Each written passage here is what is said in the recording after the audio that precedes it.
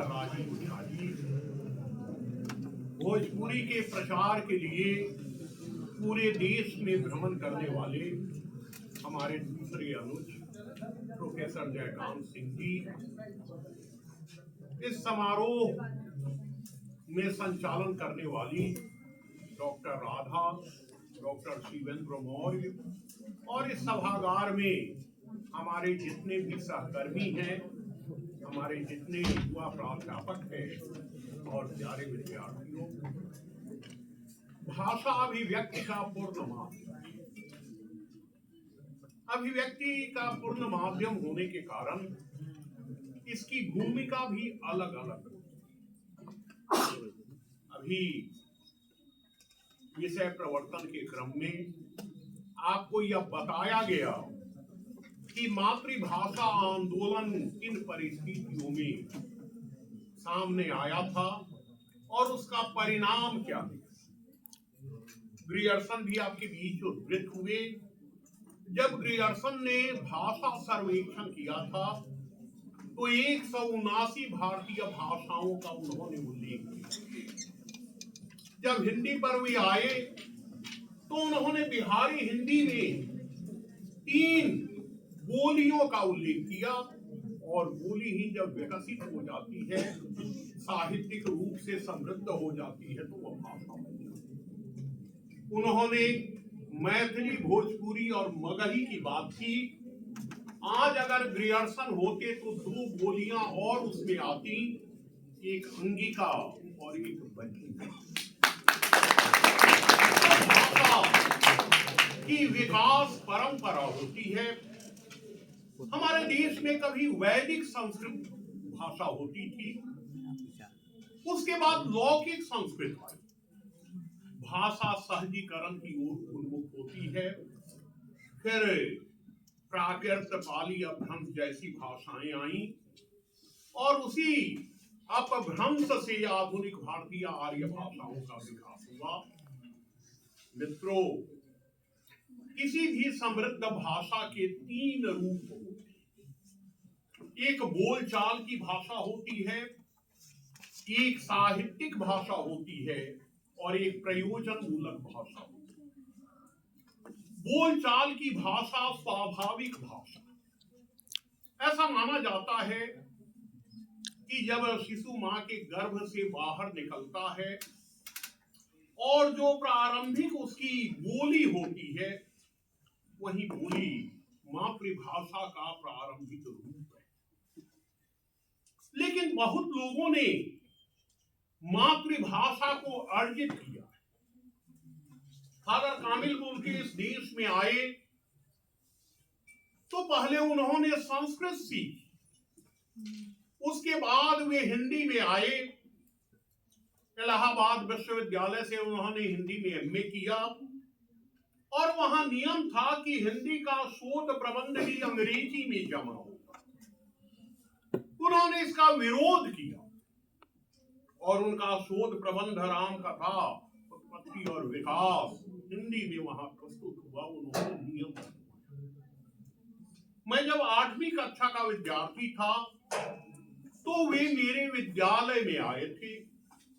India में ईसाई missionary का एक विद्यालय है, KR हाई स्कूल, ख्रिस्त राजा हाई स्कूल। मेरी रुचि हुई, मिलने गया। दरवाजे पर मैंने कहा कि मे आई कम इन फादर। उन्होंने कहा कि मुझे लगा कि अशुद्ध अंग्रेजी हो गई होगी। वे बाहर निकले और पूछा कि कहाँ आना है। मैंने कहा कि कमरे। उन्होंने कहा कि सिर्फ कहते कि आऊं तो आप समझते कि नहीं, मैं समझता कि नहीं, आपको हिंदी नहीं आती है। मैंने कहा कि मैं सीख रहा हूं। मित्रों, एक शायर हुए उर्दू में, लेकिन लिखा उन्होंने अधिकतर हिंदी में। राही मासूम रजा।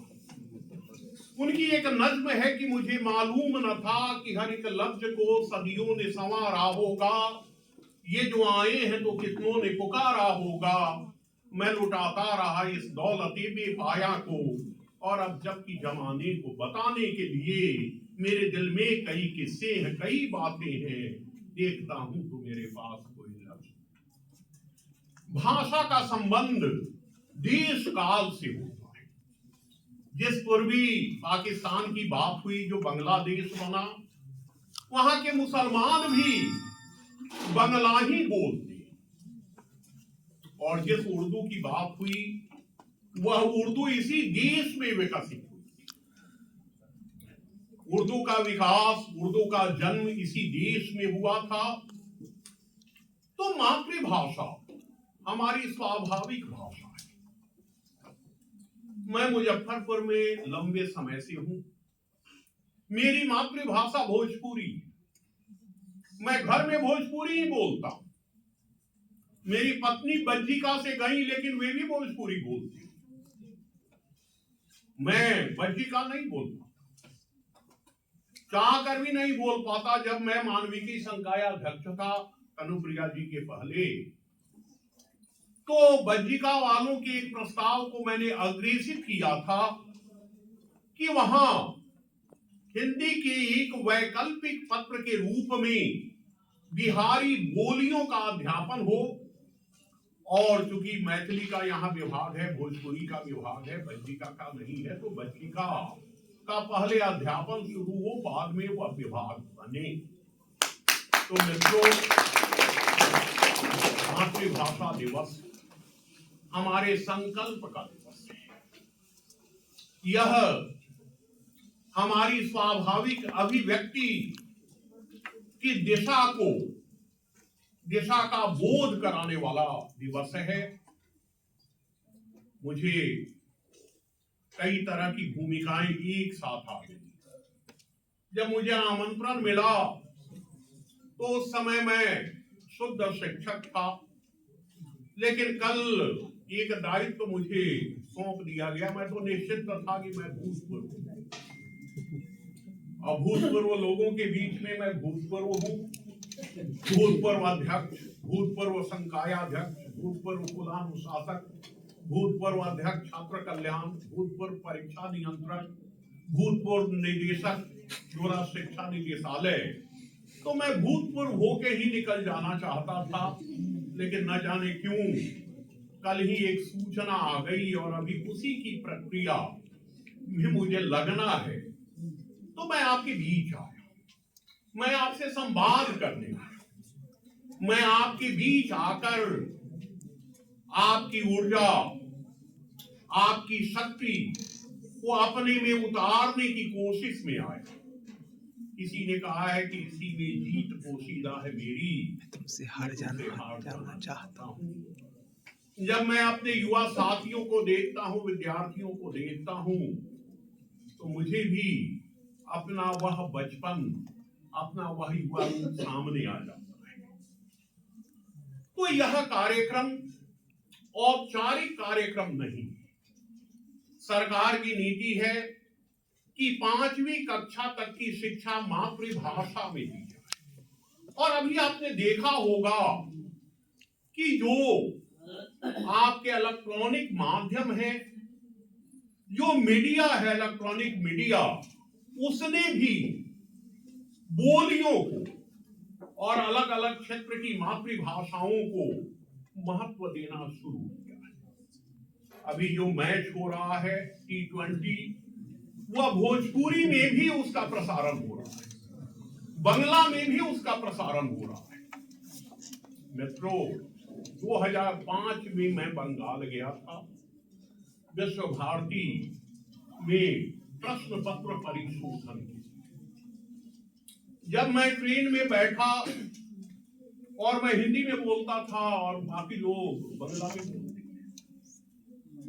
लेकिन जब मैं वहां गया और सामान खरीदना था, ब्रश खरीदना था, तो दुकानदार ने हिंदी में कहा।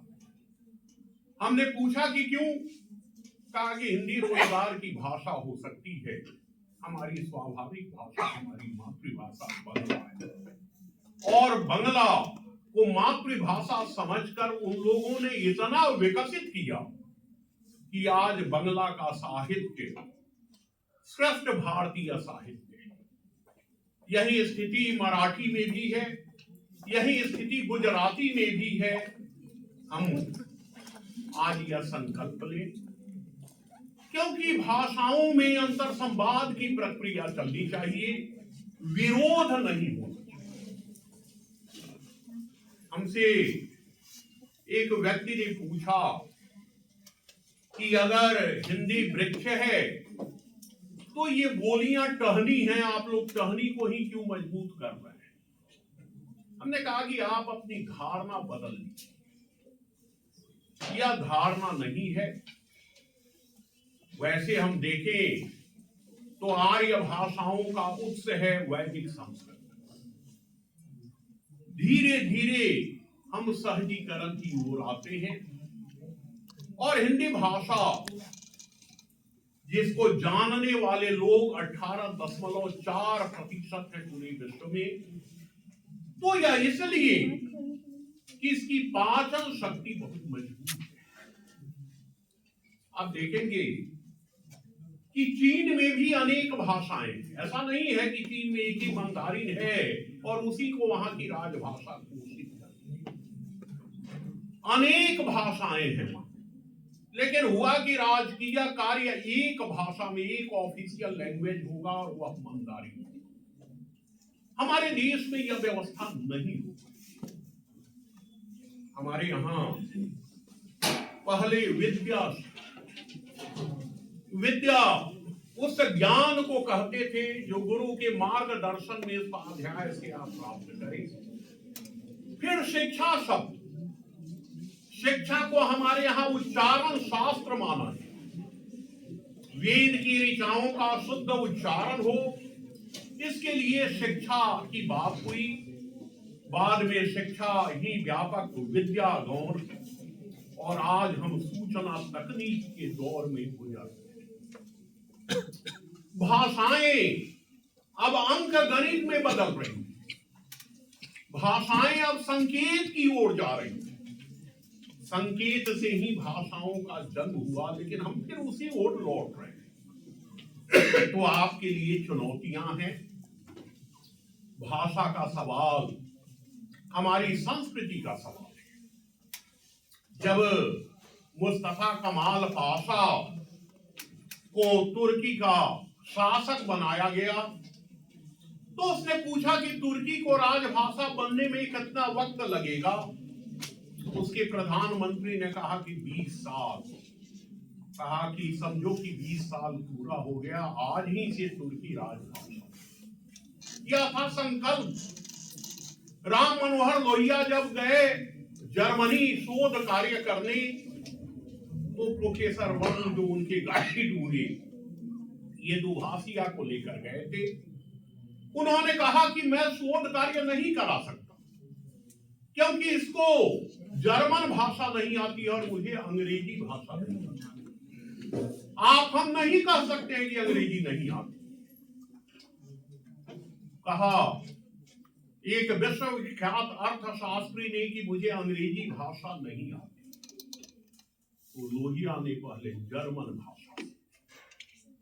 जब लौट के इस देश में आए तो उन्होंने नारा दिया कि अब अंग्रेजी हटाओ, और उन्हीं की प्रेरणा से 1949 में हैदराबाद से एक मानक हिंदी पत्रिका निकली थी जिसका नाम था कल्पना। उसी समय यहां राम वृक्ष बेनीपुरी ने अभियान चलाया था और अंग्रेजी के साइन बोर्ड को हटाया।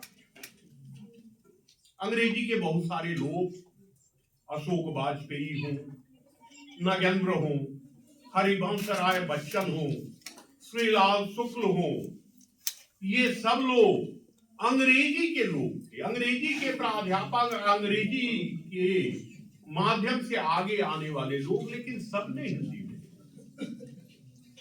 तो मित्रों, मातृभाषा दिवस हमें मूल की ओर लौटने की प्रेरणा दी। और दिनकर ने कभी कहा था कि जब भी अतीत में जाता हूं, मुर्दों को नहीं जलाता हूं, पीछे हटकर फेंकता वान, जिससे कभी को वर्तमान। तो आप अपनी भाषा को, अपनी मातृभाषा को पहचानिएगा तो अपनी परंपरा के गाय को ग्रहण कीजिएगा और उसे अग्रेसित कीजिएगा।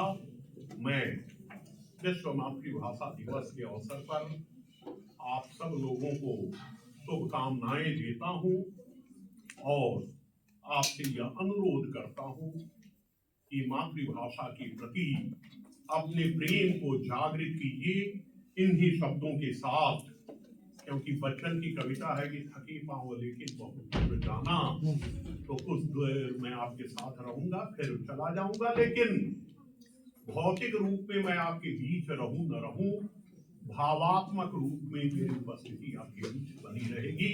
धन्यवाद।